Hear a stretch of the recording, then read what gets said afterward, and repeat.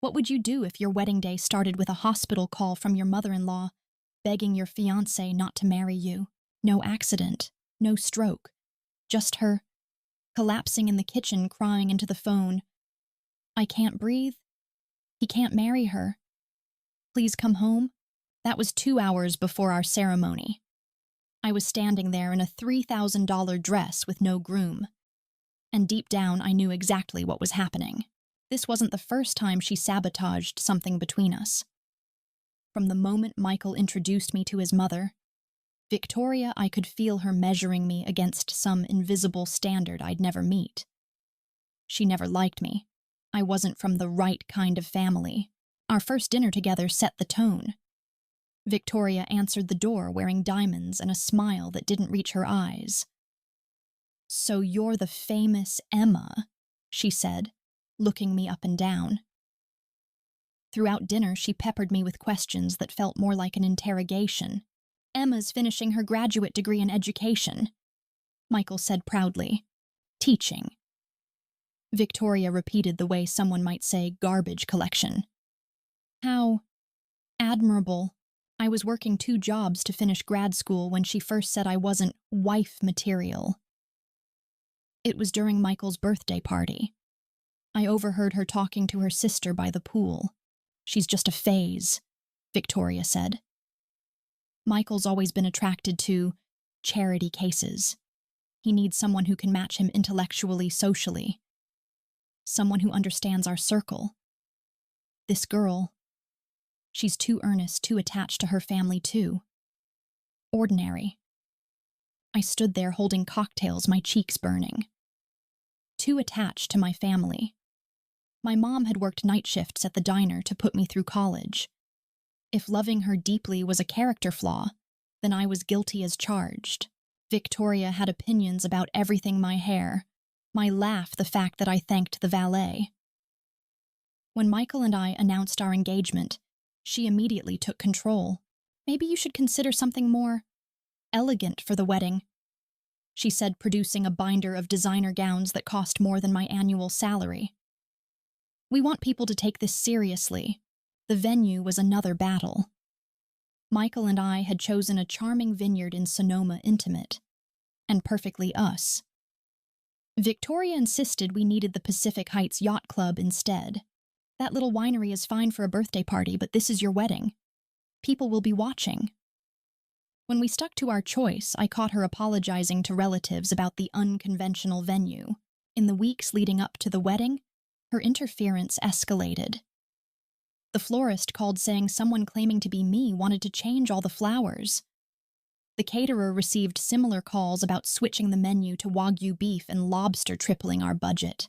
"I have no idea who could have done such a thing," Victoria said when confronted, her hand pressed to her chest in mock surprise. 3 weeks before the wedding, I arrived early at Michael's condo. Victoria was there, and they were in the middle of an intense discussion. "I'm just saying you should be sure," Victoria was saying. "She's sweet, I'll give you that. But sweetness isn't enough. You need someone who won't crumble when things get difficult." "Emma is the strongest person I know," Michael said. "Is she? Remember when her father was in the hospital? She was a complete mess. And look at her career choice, teaching Michael she'll never contribute meaningfully to your household." I stood frozen in the hallway. This wasn't about wedding planning. This was about my worth as a human being. "What about children?" Victoria continued. "How can she balance a demanding career with being a proper mother?" "I don't want to talk about this anymore," Michael said firmly. "Fine. But think about what I've said. Because once you say those vows, there's no going back."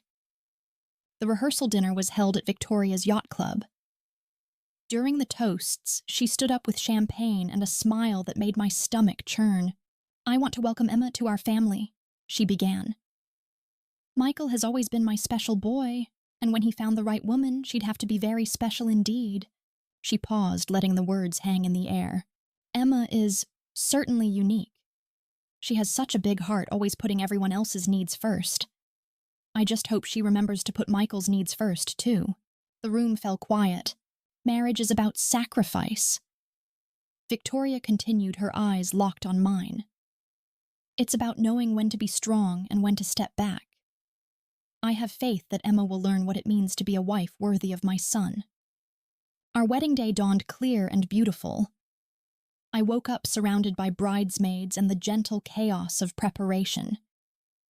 For a few hours, I forgot about Victoria's disapproval. At 10 a.m., my phone rang. Michael's name appeared on the screen. "Hey, shouldn't you be getting ready?" I answered, laughing. "Emma." His voice was strained. "Something's happened. It's my mom. She collapsed. She's at the hospital." The mimosa glass slipped from my hand, shattering on the floor. "Oh my God, Michael, is she okay? She called me crying, saying she couldn't breathe, that she can't handle me getting married today. She needs me to come home." The room went silent. "Michael, wait. Your mother has been against our wedding from day one. Now, 2 hours before the ceremony, she suddenly has a medical emergency. She's my mother and she's sick. Is she, or is this just another way to stop our wedding? I can't believe you're asking me to choose between my sick mother and our wedding." But he'd already hung up. I stood there in my wedding dress, holding a dead phone. Around me, my family waited for instructions I didn't have. "We wait," I said finally. "We wait and see if he comes back." An hour passed. Then another. Finally, my phone buzzed with a text from Michael. "She's stable. Stress reaction. Can we postpone until tonight?" I stared at the message. Postpone until tonight. As if our wedding was a dinner reservation. I typed back, "What exactly is wrong with her? Anxiety attack." An anxiety attack. Not a heart attack or stroke. An anxiety attack brought on by her son's wedding day. I made a decision that surprised everyone. I put on my jacket over my wedding dress and drove to the hospital. "Emma, what are you doing here?" Michael looked shocked to see me in the ER waiting area. "I wanted to check on your mother." Victoria was sitting up in bed looking perfectly healthy except for the hospital gown. When she saw me, her eyes widened. "Emma, oh sweetheart, I'm so sorry about today. How are you feeling?" I asked, studying her face. "Much better." It was the strangest thing. I was thinking about the wedding and suddenly I couldn't breathe.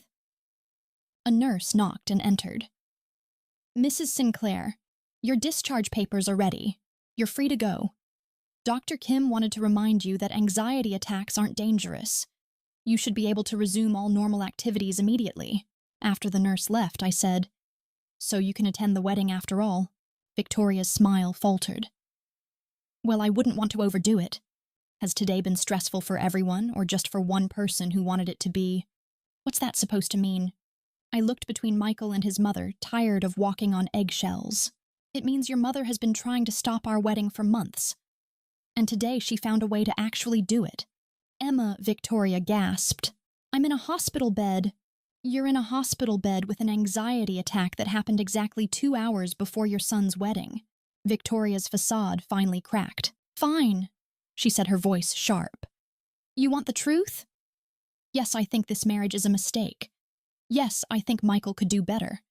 This woman is going to hold you back, Michael. She doesn't understand our world." "What world is that exactly?" I asked. "The world where someone fakes a medical emergency to manipulate their adult son. I didn't fake anything. Because your son was happy. Because he chose someone you couldn't control." She stood up still in her hospital gown, and I could see the woman she really was. "You're right about one thing. I don't want this marriage to happen. I think someday he'll realize it too." Michael had been silent through this exchange, but now he stood up slowly. "Mom, get dressed. We're leaving." "Good," Victoria said, reaching for her clothes. "No, we're leaving to go to my wedding." Victoria froze. "Michael, after everything that's happened?" "Everything that's happened is that you manipulated me into choosing between my mother and my bride. And I chose wrong." He turned to me, his eyes full of pain but also clarity. "Emma, I am so sorry. I should have seen this for what it was. Michael, think about what you're saying." Victoria pleaded. "I'm your mother. You are, and I love you. But what you did today was unforgivable." He took my hand. "If you'll still have me, Emma, I'd like to marry you today." "What happens tomorrow?" I asked slowly. "Because your mother isn't going to suddenly change." "I know. I should have set boundaries a long time ago. If we do this, things have to really change. They will, I promise." I studied his face and saw determination instead of uncertainty. Okay, let's go get married. We got married anyway. Small ceremony, quiet vows, no drama. By the time we returned to the venue, most guests had left. My family stayed, and Michael's father was still there. The flowers were wilted, my dress wrinkled from the hospital visit. But when the officiant asked if we took each other as husband and wife, our yes was the strongest word either of us had ever spoken. Victoria didn't attend. She'd driven herself home, declaring she needed time to process. The next morning, Michael called his mother. I'm drawing boundaries, he told her. Emma is my wife now, and I need you to respect that. That was 3 years ago. Victoria and I have what you might call a cordial relationship now. She's never apologized for the wedding day, but she's never pulled anything quite that dramatic again. Some scars don't show up in wedding photos. Now every time she holds my daughter and whispers, "Family is everything," I wonder if she remembers that day. Because I do. I remember standing in a wedding dress with no groom. I remember the cold calculation in her eyes when she thought she'd won. I remember realizing that sometimes you have to fight for love, and I'll make sure my daughter never thinks she has to earn love by being silent. I'll make sure she knows that when someone shows you who they are, you should believe them, because family might be everything, but not all families are healthy. Sometimes the most loving thing you can do is refuse to play along with manipulation, even when they're wearing a hospital gown while they do it. I don't know if Victoria has really changed or just learned to be more subtle. But I've changed. I've learned to trust my instincts to speak up when something feels wrong. Michael has changed too. He's learned the difference between love and enabling. We're raising our daughter, where authenticity matters more than appearances, where kindness is valued over politeness, where love is shown through actions. Maybe that's not the ending Victoria wanted. But it's the beginning I want for my daughter.